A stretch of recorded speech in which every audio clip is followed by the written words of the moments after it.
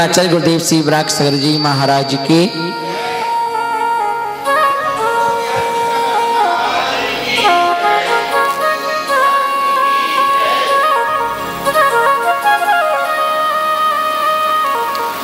हमारे जीवन में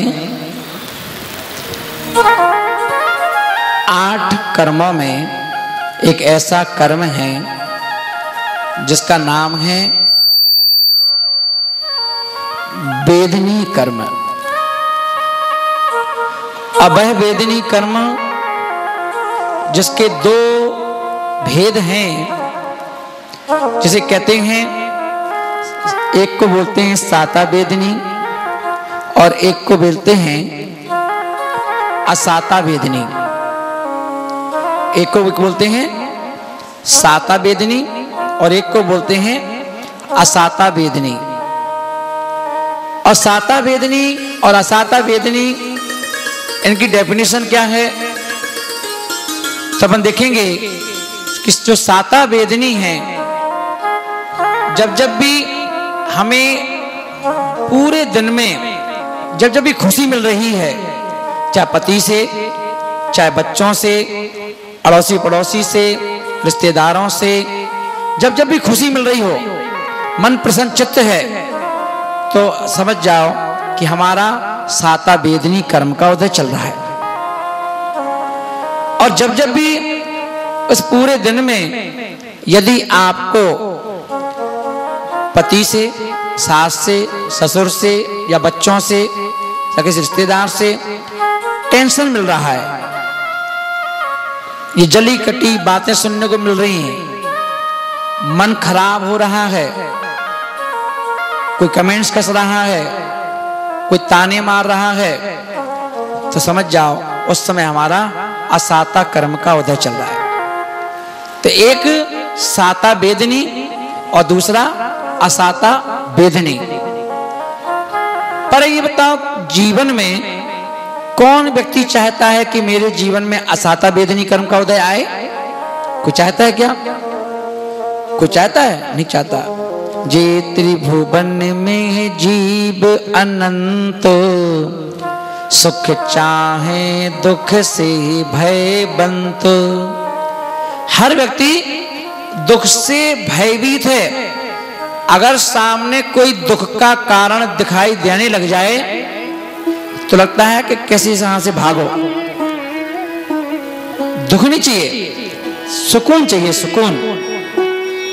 क्योंकि कहा जाता है शीशे में मुख, शीशे में मुख और जीवन में सुख नजर नहीं आता।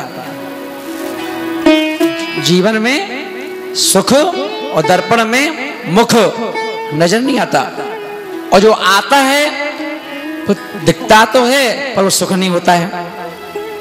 तो इसलिए आचार्य महाराज बोल रहे हैं कि हर व्यक्ति दुख नहीं चाहता, सुख सुख चाहता है, पर दुख तो आएगा, कहां जाएगा?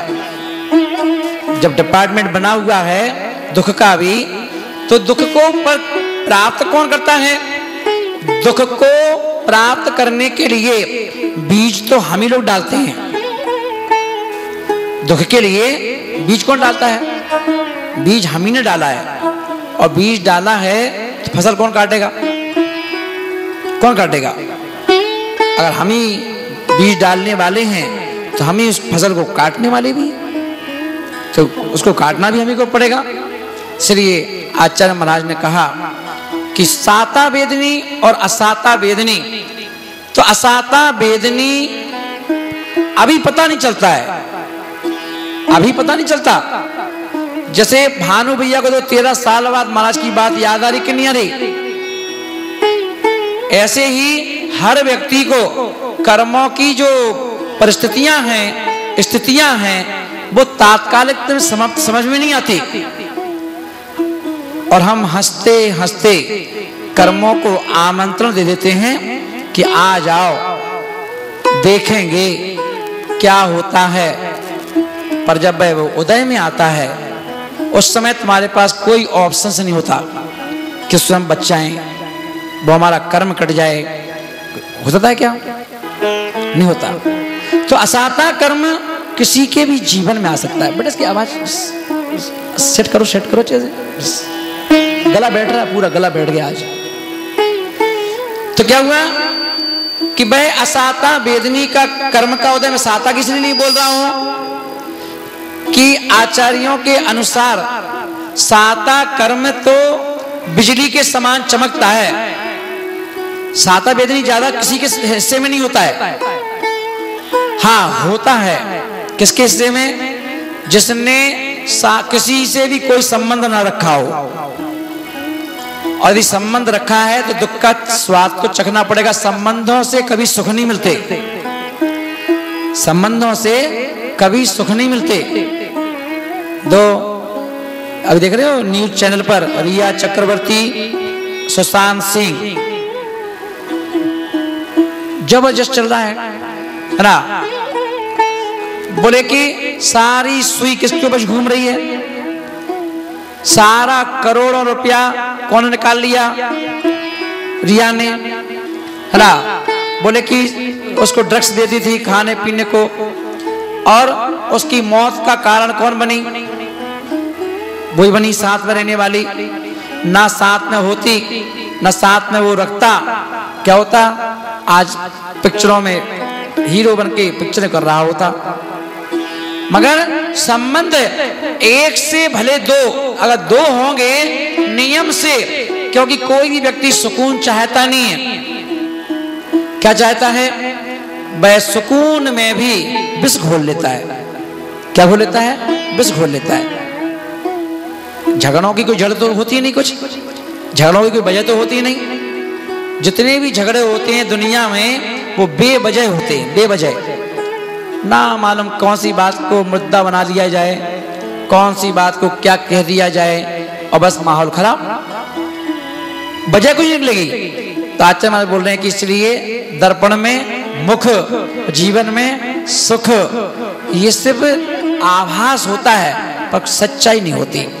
तो यहाँ पर आचार्य महाराज बोल रहे हैं असाता कर्म किसी का भी उदय में आ सकता है, और आया है और आता रहेगा, क्योंकि जब तक हम लोग छूटेंगे नहीं तब तक हम लोगों को इनको फेस करना पड़ेगा। इसलिए आचार्य महाराज एक ग्रंथ है अपने जैन दर्शन का, धन्य कुमार चरित्र। कौन सा ग्रंथ है? धन्य कुमार चरित्र। और उस धन्य कुमार चरित्र में एक परिवार ऐसा देखा गया जहां पर एक मां है, एक बेटा है। एक मां है और एक बेटा है, और मां और बेटा हैं, पर इतना असाता वेदनी कर्म का उदय कि एक टाइम को खाने के लिए व्यवस्था नहीं, एक टाइम की खाने की व्यवस्था नहीं। अगर सुबह खा लें शाम को नहीं है। ये व्यवस्था गड़बड़ चल रही थी। कौन सा कर्म चल रहा था? असाता कर्म है। और असाता कर्म चल रहा था तो क्या हुआ? वह मां अपने बच्चे का पेट भरने के लिए एक जैन परिवार में ही, जो जिनका साता का कर्म का उदय चल रहा था, साता कर्म के उदय से मकान था, साता कर्म के उदय से सब कुछ अच्छा था। वहां जाके उस महिला ने नौकरी कर ली। रोटी बनाएंगे, भोजन तैयार करेंगे, बर्तन मांज देंगे। भाई जैन महिला हो, कहीं और कहीं काम करने से अच्छा है बेइज्जती हो, अपने जैन के ही कर लेंगे कम से कम। और वैसे नौकरी कर ली, और नौकरी करने के पश्चात अब अपने बच्चे को साथ में लेकर के अब वहां रोज काम करने के लिए जाती, वहां नौकरी करती, काम करती, और अपने जो भी मिलता थोड़ा बहुत पैसा उससे अपना खर्चा चलाती घर का। अब एक दिन उस शेठानी का भी एक बच्चा था, और उस महिला का बच्चा और शेठ का बच्चा एक हम उम्र के थे। 5-6 साल का बच्चा था। शेठ के 5 साल के बच्चे का जन्मदिन था, और उन्होंने जन्मदिन की पार्टी रखी, और उसके साथ के जो बच्चे थे सब उस पार्टी में वहां पर पहुंचे बर्थडे मनाने के लिए, और उस बच्चे की महिला को आदेश दिया गया कि आज मेरे बच्चे का बर्थडे है, तो तुम्हें क्या करना है, अच्छी खीर बनाओ, खीर बनाओ, खीर, और जिससे कि वो 15-20 बच्चे हैं उन बच्चों के लिए खीर खाने को मिले ना, कि बच्चे होते हैं बच्चों को खीर बहुत अच्छी लगती है, खीर बनाओ। तो ठीक है, खीर बनाई गई और खीर बना करके सारे बच्चों को एक कटोरी खीर दी गई। अब छोटे बच्चों को क्या मालूम कि मैं गरीब हूं, ये अमीर हैं, बच्चे को तो नहीं मालूम कि मेरा असाता कर्म का उदय चल रहा है और इन लोगों का साता कर्म का उदय चल रहा है। वह बच्चा देख करके माँ से बोला, माँ क्या है, मुझे भी खीर चाहिए, मुझे भी खीर चाहिए। माँ बोली, चुप रहना, मांगना मत, मांगना मत, देखो अपन गरीब हैं, देखो अपना असाता कर्म का उदय चल रहा है, इसीलिए तेरी मामा को दूसरे के यहाँ नौकरी करना पड़ रही है, बर्तन मांजना पड़ रहे हैं, रोटी बनाना पड़ रही है, तब जाकर के बेटा तेरा और मेरा पेट भरता है, इसलिए मांगना मत। अब बच्चे को क्या मानो, बच्चा बोला, नहीं हमें तो खीर चाहिए, हमें तो खीर चाहिए, मुझे खीर चाहिए, रोने लगा। माँ ने कहा, पागल हो गए क्या, जबरदस्ती जिद कर रहा है, तो उसे कहा ना कि अभी खीर नहीं दे सकते हम, भाई मेरे हाथ में नहीं है कि मैं खीर उठा के तुझे दे दूं, अभी घर के लोग कोई नाराज हो जाए, कोई कुछ कह दे, अच्छे खासे सब बच्चों के सामने डांट पड़े, अच्छा लगेगा, चुपचाप रहो, जब देखेंगे मौका पड़ेगा तो मैं खिलाएंगे। बच्चा तो बच्चा जिद, बच्चे की जिद थी, बच्चा मचल गया, जोर जोर से रोने लगा, खीर दो, आंसू बहने लगे। माँ फिर भी उस बच्चे को बार बार अपने सीने से लगा रही कि बेटा बात समझता क्यों नहीं है, मेरी मजबूरी है कि मैं तुझे खीर नहीं दे सकती, है ना। पर इतने में जो घर का मुखिया था उसकी नजर पड़ी कि बच्चा रोए जा रहा है, क्या बात है, पूछा क्यों रो रहा है ये, बोले भाई साहब क्या बताएं आपको, मचल गया है, नादान है, जानता नहीं है, इन सब बच्चों को खीर खाते हुए देख रहा है, तो इसका मन भी कर रहा है कि मैं भी खीर खाऊं, और ये खीर मांग रहा है, अब मैं बताओ कहां से खीर दूं। मैं समझ गया, वो तुरंत गया, एक कटोरी खीर उठा करके लाया, और वह खीर उस बच्चे के हाथ पर रख दी, ये ले, रो मत, चल खीर खा।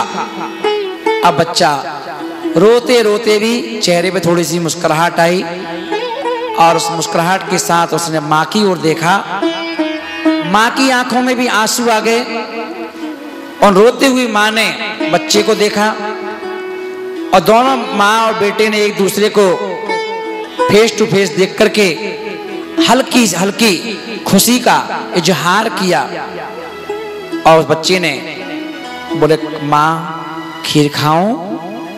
अब माँ क्या कह सकती थी, ठीक है भाई खा ले, और उस बच्चे ने एक चम्मच खीर लेकर के और अपने मुंह की ओर ले जाने लगा। अभी वह एक चम्मच खीर लेकर के मुंह तक पहुंच भी नहीं पाया था कि घर के मालकिन की नजर पड़ गई, और उसे लगा इसकी इतनी हिम्मत कि बताओ हमारे बच्चों की पार्टी चल रही है और इसने अपने बच्चे को खीर कहां से दे दी। और तुरंत वह आई और बीच में ही कटोरी पकड़ी और छुड़ा ली और जोर से चिल्लाई, अपनी औकात देखिए, तो शर्म नहीं आती, तू खीर खाएगा मेरे बच्चों के साथ, नौकर हो नौकरी तरह रहा करो, मालिक बनने की कोशिश मत करो। और उसकी मां से बोले, तो शर्म नहीं आती, तू मालकिन बन गई इस घर की क्या? तू कैसे खीर उठा के दे दी? मैं कहा नहीं मैंने नहीं दी, मैंने दी। क्या मैंने नहीं दी? कि कहां से आई? चोरी की इसने क्या है ना? चोरी की तो बताओ। बच्चे ने कहा माँ को मत डांटो, माँ को मत डांटो, माँ को मत डांटो। उस सेठानी को गुस्सा आ गई, मुचला रहा है, 2 थप्पड़ दिए मार के, 2 चांटे दिए। खीर के लिए रो रहा था, खीर भी नहीं मिली, 2 चांटे और मिल गए। और माँ ने देखा कि मेरे बच्चे को, मेरे जिगर के टुकड़े को कोई दूसरी महिला मार रही हो। उसने तुरंत कहा बहन जी क्षमा कर दो, मैं हाथ जोड़ती हूँ, आपके पैर छूती हूँ, बच्चे को मत मारो। और बच्चे को तुरंत पकड़ करके कहा तुझे कहा था ना, कहा था ना तुझसे, कहा था ना जिद मत कर। देख तेरी थोड़ी जिद के चक्कर में मुझे भी गालियां सुनना पड़ी, तुझे मार खाना पड़ी। अगर मान जाता मेरी बात को तो कम से कम बेइज्जती तो ना होती, तुझे कोई चांटा तो ना मारता। वैसे ही हम तो कर्मों के सताए हुए हैं, हम तो वैसे ही असाता कर्म वेदनी कर्म हैं, उसके सताए हुए हैं। हम तो एक टाइम की रोटी के लिए मजबूर हैं, और आज तू लगता है एक टाइम की रोटी की व्यवस्था भी बिगाड़ेगा। अब बच्चा डर गया, सहम गया और मां से चिपक गया। और मां को अंदर से करुणा भी है बच्चे के प्रति, पर मजबूरी में डांट भी रही है। और उस बच्चे ने मां से चिपक गया, तो डर लग गया उसको सेठानी का, उसने चांटे मारे थे। अब उसको खीर की जिद नहीं थी, चुपचाप चिपक गया और चुपचाप ससक ससक के रोता रहा। और वह माँ उसको चिपकाए रही। माँ भी दुखी थी।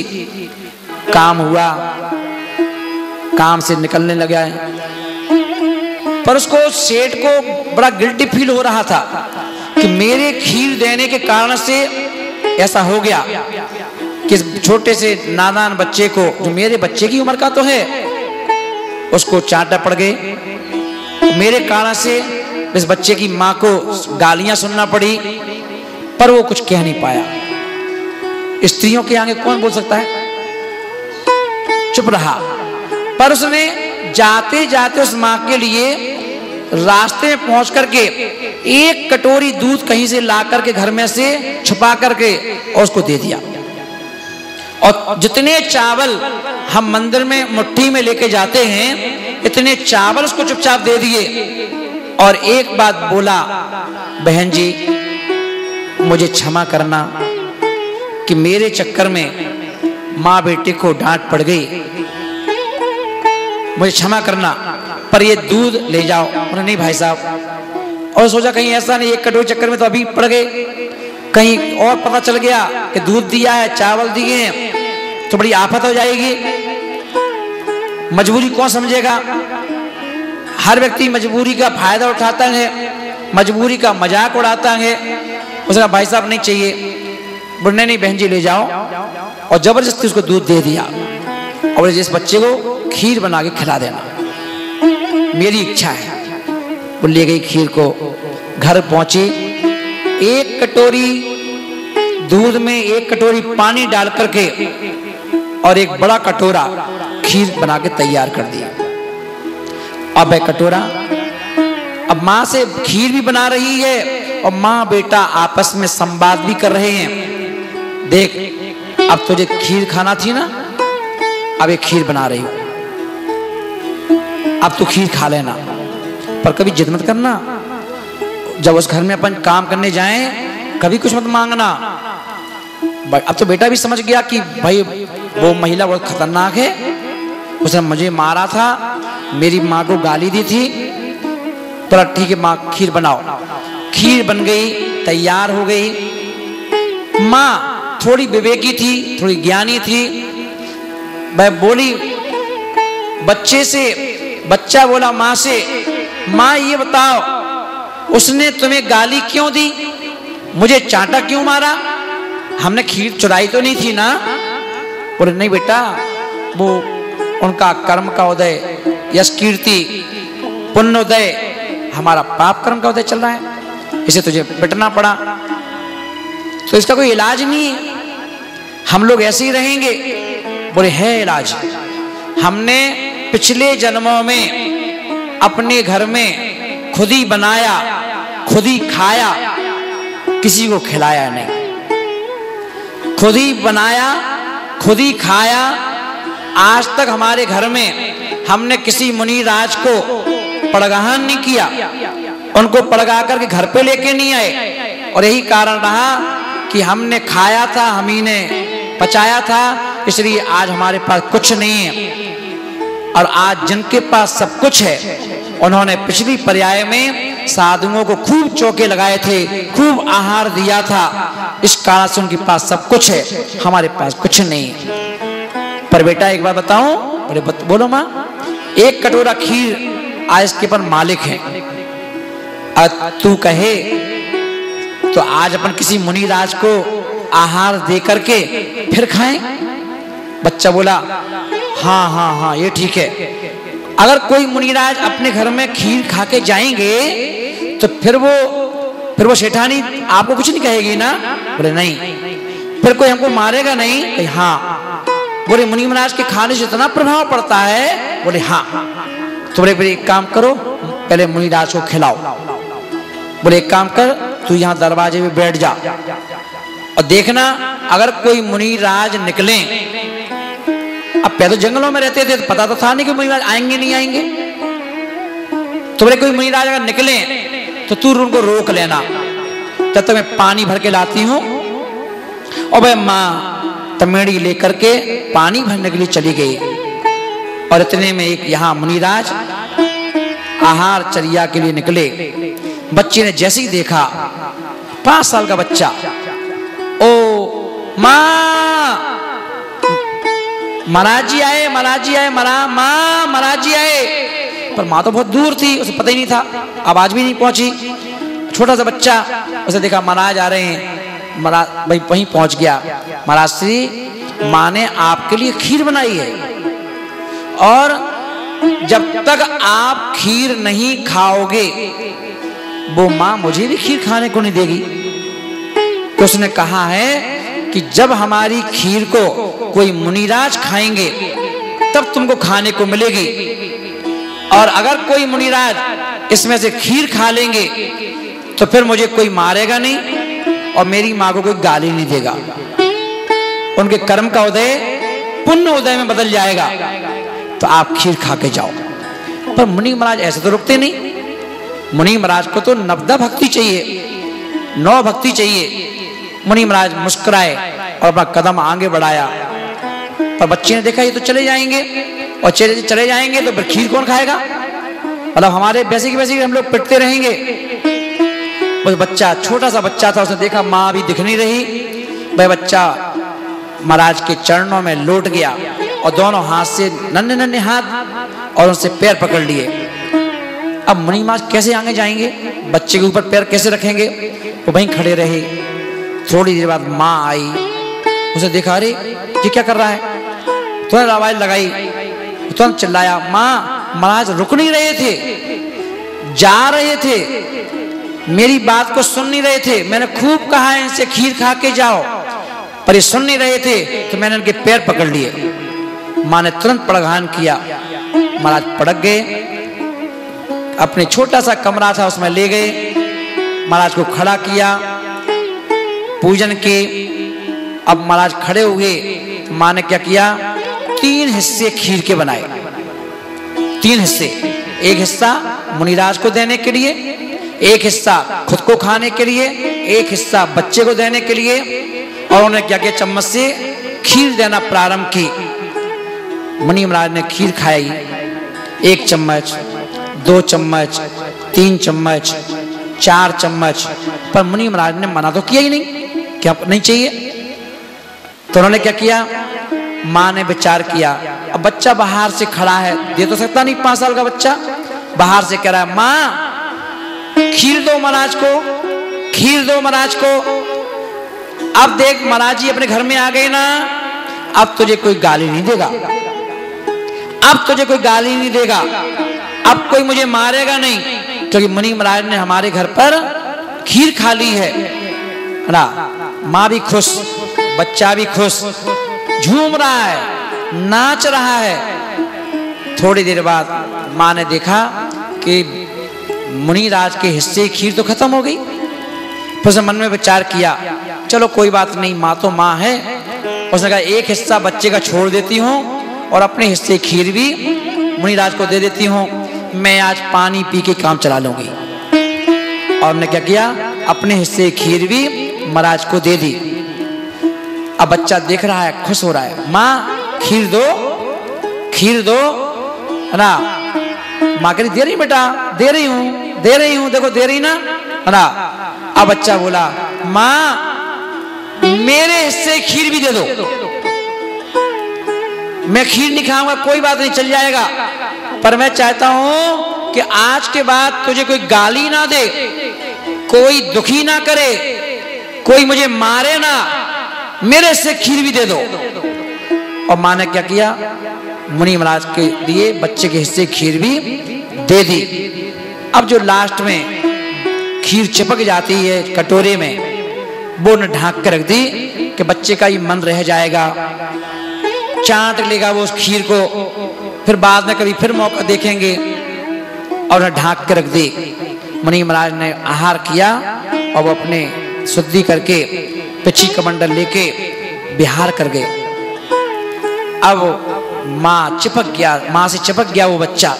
माँ अब तो तेरी बात इच्छा पूरी हो गई ना, अब तो मुनि महाराज के आहार हो गए ना अपने घर पर, अब तो मुनि महाराज ने खीर खा ली ना, अब तो तुझे कोई गाली नहीं देगा ना।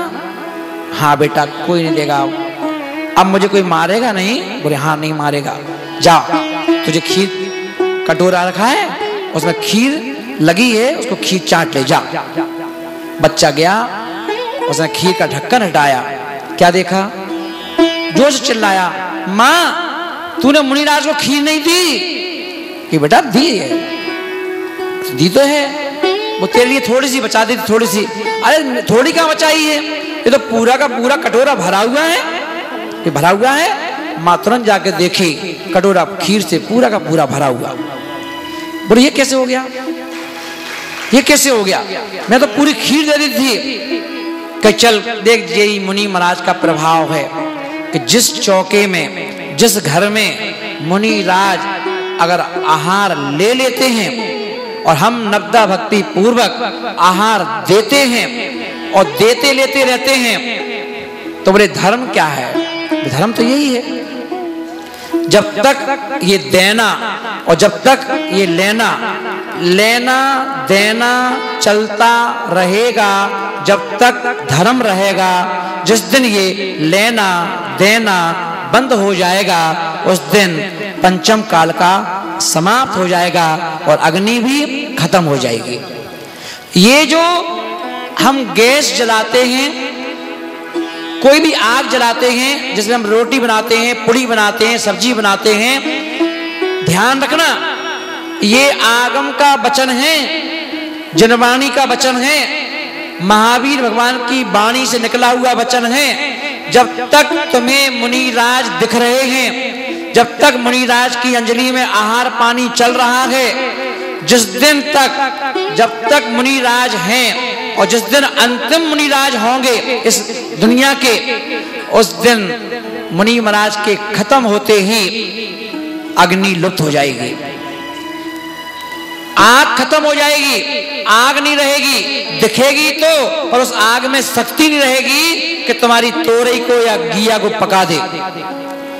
इसलिए कहा जाता है जब तक मुनिराज दिख रहे हैं आंखों से, जब तक ये संसार है, उसके पश्चात तो वो माहौल आ जाएगा। मुनिराज के खत्म होते ही, अग्नि के खत्म होते ही लोग कच्चा खाना चालू कर देंगे, कच्चा, और व्यक्ति एक दूसरे को कच्चा खाना चालू कर देगा। ये स्थिति आ जाएगी 18,000 वर्ष के बाद, ये स्थिति आ जाएगी। तो मुनि महाराज से हमारा संसार हरा भरा है, मुनि महाराज के कारण से हमारे यहाँ खुशियां हैं, हमारे यहाँ किलकारियां हैं, ये मुनि महाराज का प्रभाव है। बोले इसलिए अमूल्य निधि मुनिराज है। पंचम काल में साक्षात चलते फिरते शिखर जी चलते फिरते हस्तिनापुर, चलते फिरते कुंडलपुर, चलते फिरते तिजारा, चलते फिरते बड़ा गांव, चलते फिरते गिरनार जी हैं। अगर नगर में कोई मुनिराज हैं और आप इनकी सेवा करते हैं, इनकी बैयावती करते हैं, इन्हें आहार देते हैं, तुम्हें सारे तीर्थ का सुख यही मिल जाएगा, सारे तीर्थ का सुख, मगर बिना आचार के साथ। यही धर्म है, इससे बड़ा कोई धर्म दूसरा है ही नहीं, इससे बड़ा कोई दूसरा धर्म नहीं। और जब से इसमें कमी आई है, हमारे घरों में साधुओं का आना जाना बंद होने लगा, कमी आ गई, तब से आपके ऐसो आराम की जिंदगी में भी कमी आ गई। जब से मुनिराजों के चरण आपके घरों में पड़ना बंद हो गए, तब से आप पहले मालिक थे, जब से चरण पड़ना बंद हुए, तब से आप मालिक नहीं, दूसरों के यहाँ नौकरी करने वाले नौकर हो गए। तब से आपके बच्चे नौकरी करने लगे, क्योंकि अब आपके घर में भगवान के चरण पड़ना बंद हो गए। और जहां पढ़ते हैं आज वो घर आज भी हरे भरे हैं, उनका कोई कमी नहीं है आज किसी प्रकार की। ये स्थिति है उत्तम त्याग, ऐसा धर्म है उत्तम त्याग। तो उस धर्म को अंगीकार करो ना। इसलिए आचार्य महाराज बोल रहे हैं, जीते जागते धर्म की मूर्ति वो गुरु हैं। उत्तम पात्र की संज्ञा दी गई कि दुनिया में कहीं दान दो या ना दो, पर जब जब मौका मिले अपने पैसे से जो पैसा कमाया है उस पैसे को यदि सही रखना है, बीमारियों से बचना है ना, कर्जे से बचना है, घर में हर तरह की बरकत को बढ़ाना है, तो बोले तुम्हारे घर में साधु संतों के आहार होते रहना चाहिए, नवदा भक्ति होते रहना चाहिए। उस घर में कभी भी दाने दाने को कोई मोहताज नहीं होगा।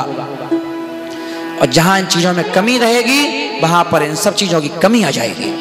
इसलिए महान भाव कहने का अर्थ है कि उत्तम त्याग, त्याग का लोग कहते हैं आंख का त्याग, मैंने आंख डोनेट कर दी, कोई कहता है मैंने हार्ट डोनेट कर दिया, कोई कहता है मैंने शरीर डोनेट कर दिया।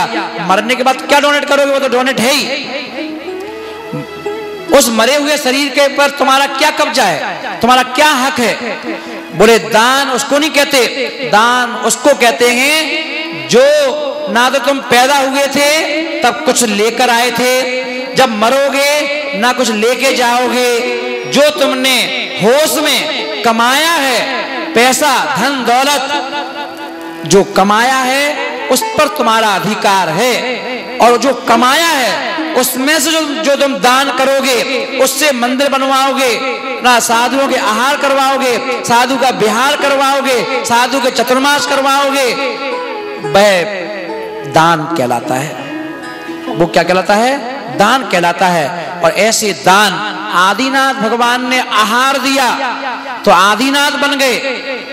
भरत और बाहुबली ने, जो कि पहले बंदर थे, शेर थे, पिछली पर्याय में उनने शेर की पर्याय में, बंदर की पर्याय में आहार मात्र देखा था, देखने से आदिनाथ के पुत्र बन गए।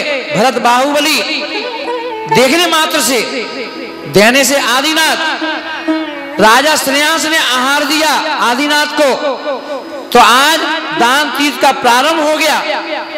ये प्रभाव है, क्योंकि समर्थ स्वामी महाराज इस बात को कह रहे हैं कि जो आपके पास भोग और उपभोग की सामग्री आपके पास है, कभी मत कहना कि ये मेरे पुण्य योग से है, ये साधु संतों को आहार दान देने से है। इसलिए पहले हम लोग महाजन कहलाते थे, अब हम लोग महाजन नहीं कहलाते। अब तो महाजन वो कहलाते हैं जो नीची, जिन्हें आप कहते हो कि ये इनका कुछ नहीं है, अब वो तुम पर राज कर रहे हैं, क्योंकि आपने अपने कर्तव्यों को छोड़ दिया। तो ऐसा दिन उत्तम त्याग का दिन है। अगर आप चाहते हो हमारे जीवन में साता ही साता हो, कुछ नहीं बिगड़ा, करके देखो, इस उपयोग को सिद्ध करके देखो, कुछ नहीं। गुरु की सेवा, गुरु की भक्ति, गुरु की उपासना करना सीख लो। रही सदा, क्या कहा? भगवान का नहीं कहा, गुरु के लिए कह दिया। रही सदा सत्संग इन्हीं का, ध्यान इन्हीं का नित्य रहे। इन्हीं जैसी चर्या में यह चित्त सदा अनुरक्त रहे। इन्हीं जैसी चर्या, बस गुरु बना लो।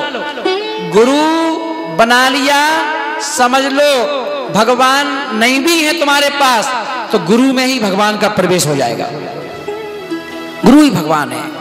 पंचम काल में साक्षात भगवान तो है नहीं। हम लोग क्या कहते हैं, मैं 25 साल तक मंदिर नहीं गया, मैंने किसी भगवान को नहीं जाना, कौन से आदिनाथ, कौन से महावीर स्वामी। मैंने 25 साल की उम्र में यदि सबसे पहले किसी को देखा है तो आचार्य गुरुदेव विराट सागर जी महाराज को देखा और उन्हीं को अपना भगवान मान लिया कि आप ही आदिनाथ हैं, आप ही महावीर हैं। और जब उनको माना, उनकी आज्ञा को माना, उनकी एक एक उपदेश को माना, उनकी एक एक चर्या को माना, विनयाचार रखा, कभी गुरु के अगेंस्ट बोले नहीं, कभी गुरु का अनादर नहीं किया, कभी गुरु के पथ बताए हुए पथ पर चलते रहे, कभी गुरु के सामने तेज आवाज में चर्चा नहीं की। 26 साल होने को हैं पर गुरु के सामने कभी तेज आवाज में या गुरु को सिखाने का प्रयास नहीं किया, गुरु को समझाने का प्रयास नहीं किया। आज उन गुरु ने मेरी भक्ति का ये तोहफा दिया, मुझे बना दिया राजचंद्र बिहार सागर जी महाराज।